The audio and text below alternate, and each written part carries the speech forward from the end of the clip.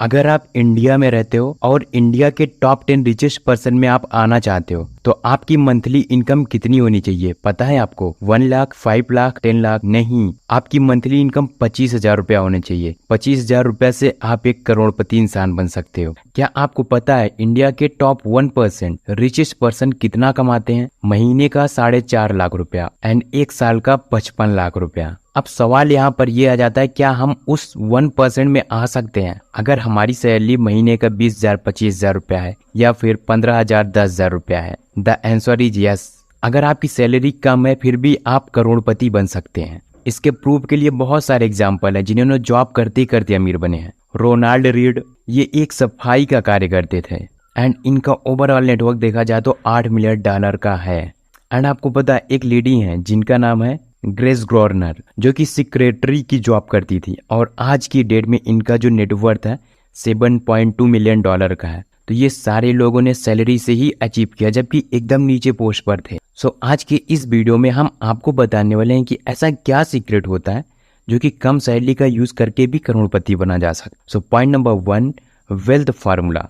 ये फार्मूला सबके लिए कार्य करता है, चाहे आप जॉब कर रहे हो, बिजनेस कर रहे हो या फिर आप महीने का 10,000 20,000 50,000 कमा रहे हो, सबके लिए अप्लाई होता है।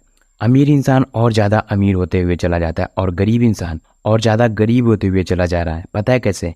एक जब गरीब इंसान की सैलरी आती है तो सबसे पहले वो अपने एक्सपेंसेस पर खर्चा करता है, जैसे कि रेंट, बिजली का bill, water bill, recharge, house expenses. तो ये सारी तो हमारी बेसिक जरूरतें होती हैं, ये सभी लोग करते हैं। एक तो एक्सपेंसेस हो गया, दूसरी चीज़ ये अपने लिए लायबिलिटीज़ खरीदते हैं, जैसे कि कार EMI पर ले लिए, पर्सनल लोन ले लिए, वीकेंड पर उनको एंजॉय करना है, एक्सपेंसेस करना है, कूल बनना है, मिनी मोर, बहुत सारी चीज़ें करते हैं। तो ये जो ग्राफ था एक मिडिल क्लास वाले लोग का था। एंड वहीं पर जो सेकेंड पर्सन आ जाते हैं जो कि अमीर हैं, वो क्या करते हैं, सेम पहले उनकी सैलरी आती है, सेम वो अपने एक्सपेंसेस पर खर्चा करते हैं जैसे कि सभी लोग करते हैं। फिर वो जो पैसा बचता है वो अपने लायबिलिटीज की जगह एसेट पर लगाते हैं। अब यहाँ पर डिफरेंट ये आ जाता है कि जो मिडिल क्लास वाले लोग हैं उनके एक्सपेंसेस खत्म होने के बाद वो लायबिलिटीज पर खर्चा करते हैं। एंड वहीं पर जो एक रिचेस्ट पर्सन है, जैसे कि उसका एक्सपेंस खत्म हो जाता है तो अपने लिए एसेट क्रिएट करता है। एसेट में क्या करता है, जैसे कि स्टॉक में इन्वेस्टमेंट कर दिया, बॉन्ड, रियल इस्टेट, बिजनेसेस, ऐसी जगह पर वो अपने पैसों को इन्वेस्ट करता है। एंड कुछ अमीर लोग तो ऐसे भी होते हैं जिनकी सैलरी आती है तो सबसे पहले उनके लिए SIP पे होती है एंड उनका जो भी एसेट है सबसे पहले वहाँ पर पैसा जाता है। दोनों में डिफरेंट ये होता है कि जब मिडिल क्लास वाले लोगों की सैलरी आती है तो एक्सपेंसेस खर्च करने के बाद अपने लिए वह लायबिलिटीज़ को क्रिएट करते हैं, लेकिन वहीं पर जो अमीर इंसान होता है वह अपने एक्सपेंसेस पर खर्च करने के बाद अपने लिए एसेट क्रिएट करता है जिसके लिए उसे पैसों से पैसा मिलता है। और वहीं पर जो मिडिल क्लास वाले लोग होते हैं उनके पैसे सारे खर्च हो जाते हैं, बल्कि उनके ऊपर और ज़्यादा लोन बढ़ता है। जब उन्होंने अपने लिए एसेट बनाया तो वहाँ से उनके पास मल्टीपल इनकम आने लगते हैं, जैसे कि स्टॉक से डिविडेंड आ रहा है, बॉन्ड से इंटरेस्ट मिल रहा है, रियल इस्टेट से रेंटिंग इनकम आ रही है, बिजनेसेस से प्रॉफिट्स आ रहे हैं। सो ये जो पॉइंट्स है एसेट का कार्य करते हैं जिनकी वजह से उनसे पैसों पर पैसा आता रहता है। एंड वहीं पर जो एक गरीब इंसान है उसके पास पैसे और ज़्यादा खर्च हो रहे हैं।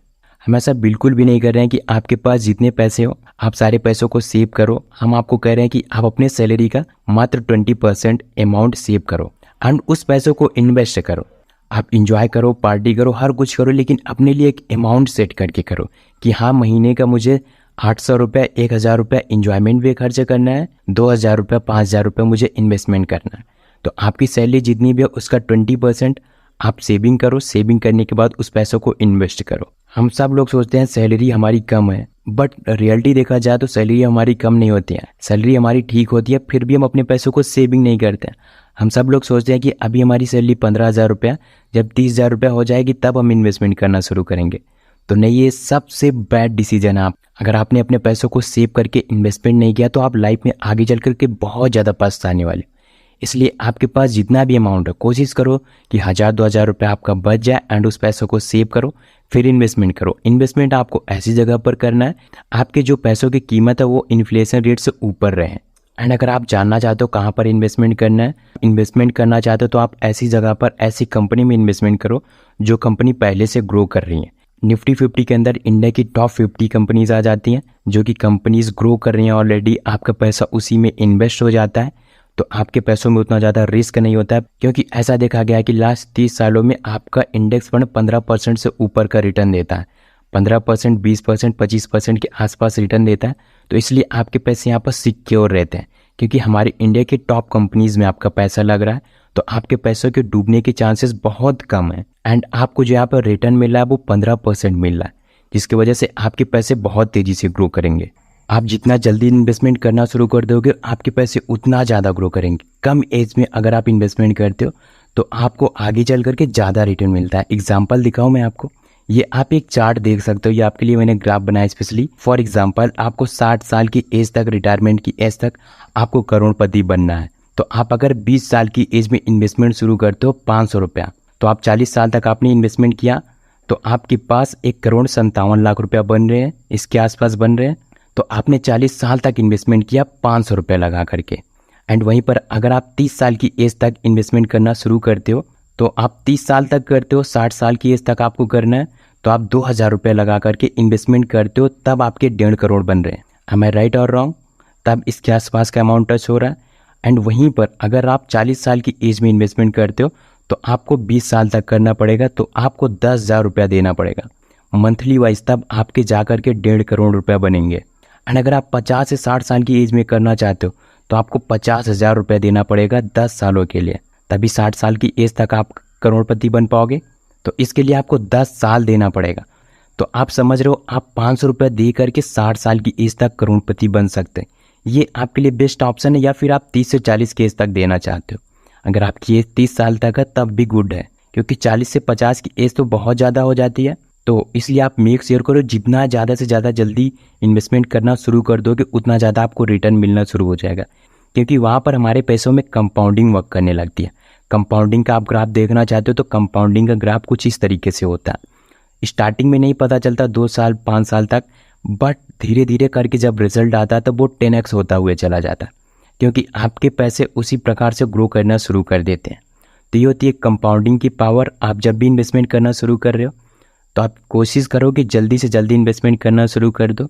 अभी आप मत डिले करो, स्टार्ट राइट नाउ। आपके पास 1,000 रुपये है तो आप 1,000 रुपये से इन्वेस्टमेंट करना शुरू करो एंड लॉन्ग टाइम तक ग्रो करो। सेकेंड थिंग, जब आपकी सैलरी बढ़ती है तो आप अपने इन्वेस्टमेंट अमाउंट को भी बढ़ाते रहोगे। अगर आपकी सैलरी आज 10,000 रुपया, 15,000 रुपया, तो आने वाले 3 सालों में आपकी सैलरी 18,000, 20,000 रुपया होगी। तब उसी के अकॉर्डिंग आप सेविंग अमाउंट बढ़ाओगे। सेविंग अमाउंट जब आप ज़्यादा सेव करोगे तो आप ज़्यादा इन्वेस्टमेंट करना।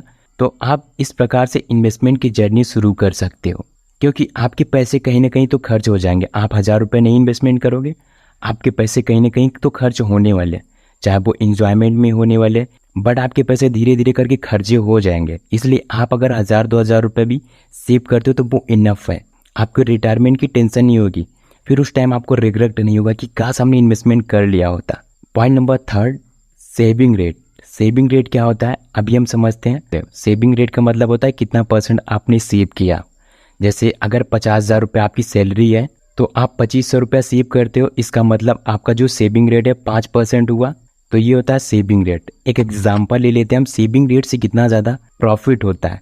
मान के चलो 2 दोस्त हैं, राम और श्याम, 50,000 रुपया पर मंथ पा रहे थे एंड दोनों की सैलरी 50,000 रुपया पर मंथ है।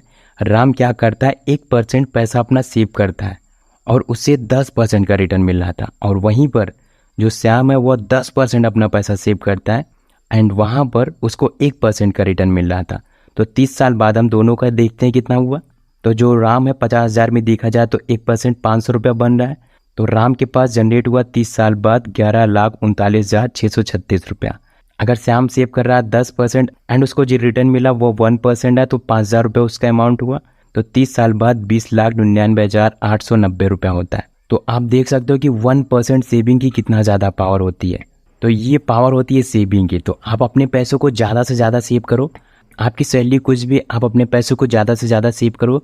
जब आप ज़्यादा से ज़्यादा सेव करोगे तो आप ज़्यादा से ज़्यादा इन्वेस्ट करोगे।